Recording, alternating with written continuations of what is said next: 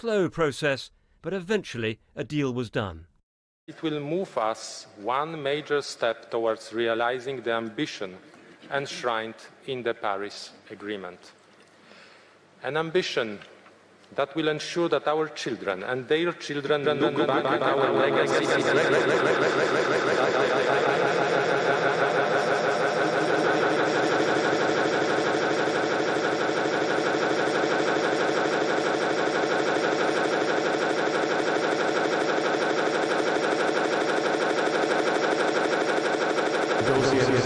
Went down to the wire, really, trying to get operational rule of the Paris Agreement to 3 years with all the countries. There are some big last-minute hitches and big arguments about carbon markets in countries.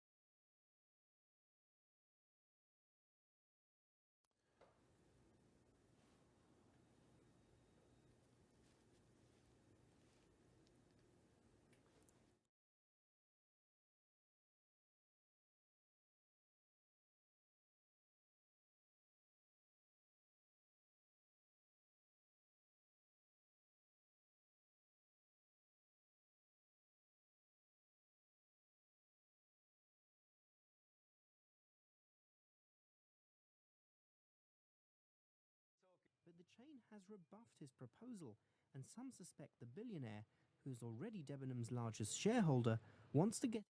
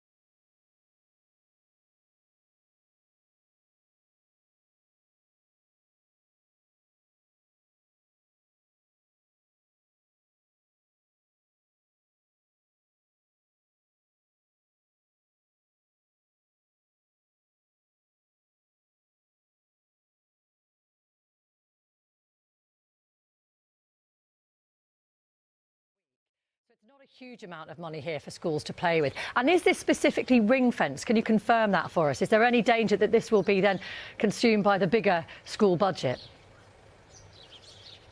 Now, this is money that goes into what's called the high needs block at local authorities, and they distribute the money in different ways. So some of it is for capital, and that could be for new places in schools. We're also welcoming bids. We have welcomed bids for new free school special schools, and we'll be looking at those bids very shortly. So it is specifically for provision for children with special educational needs and disabilities, and those additional costs. And there have been strains, very significant strains on some local authority budgets, and this will go some way to dealing with that. But as I say, it's not only about the cash, it's also about changing the way we do some things to make sure that we, in a good way, ensure that the right provision is there for the individual child. And can you confirm, where has this money come from specifically? Again, has this come out of the total education budget, or is this extra money that you found from elsewhere?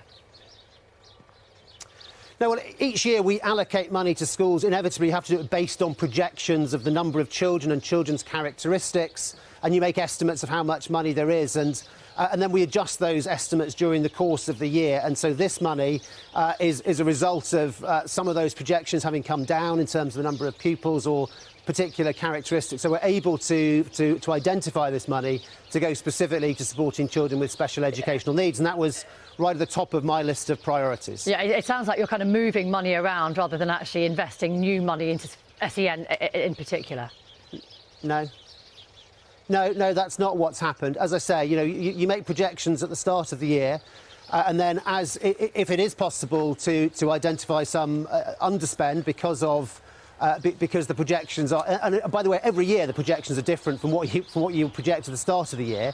But it has been possible this year to find some money to put specifically towards special needs, and that's for the revenue funding. But there's also the capital funding to improve facilities and provision, and also more spaces in free school special schools.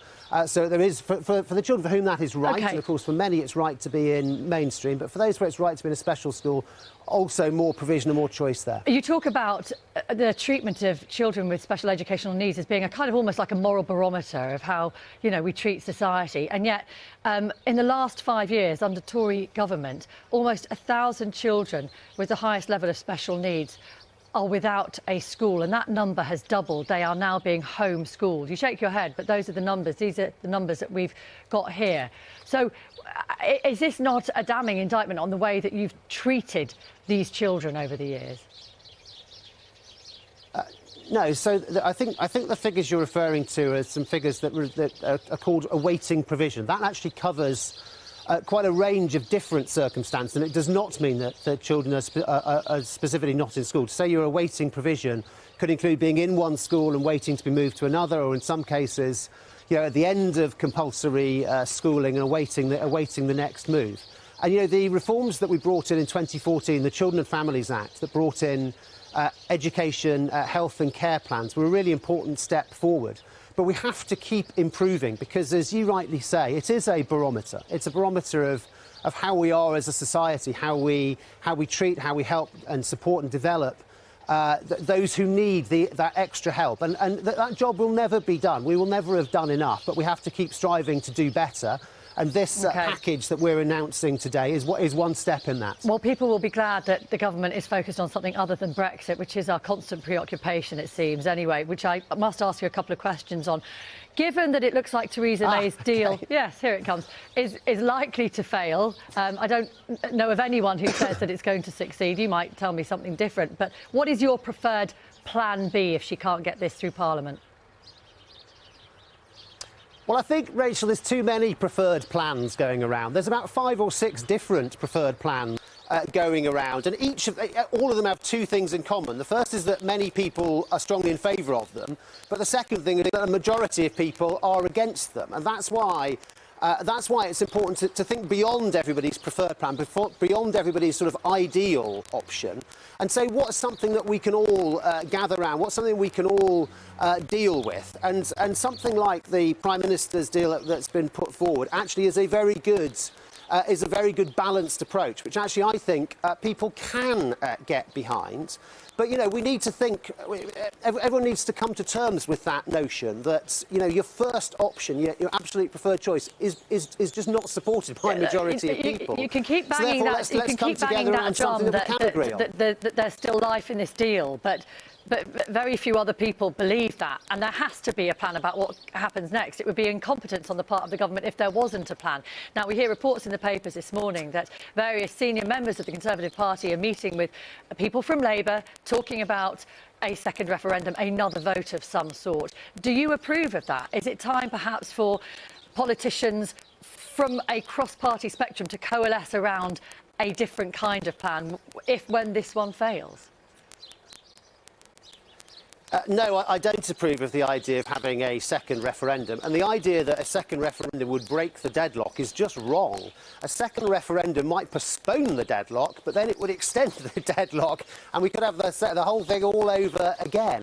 So, no, we need to work our way through this now. And you said it's important to have a plan for what happens next. And there is. And that's precisely why the Prime Minister has been in Brussels and has been talking to the various leaders across Europe and will continue to do that, because there are concerns, particularly around this thing called the backstop, and it's important to address those concerns. But ultimately, you know, the essence of the deal that the Prime Minister has put forward and has negotiated with the other side is a really good deal. It's the best of both worlds. Delivers on the referendum and honours that result. It ends free movement, gets us out of the agriculture policy, the fisheries policy, means we can strike our own trade deals, but also means a strong and close economic relationship with the European Union. And to be honest, if before the referendum you had offered that deal to both, you know, people who were going to vote Leave and those who were going to vote Remain, many of them would have bitten your hand off. She's got nothing back from Brussels. But one person who is speaking in Brussels is Tony Blair, and he's been talking about, look, if all other options fail,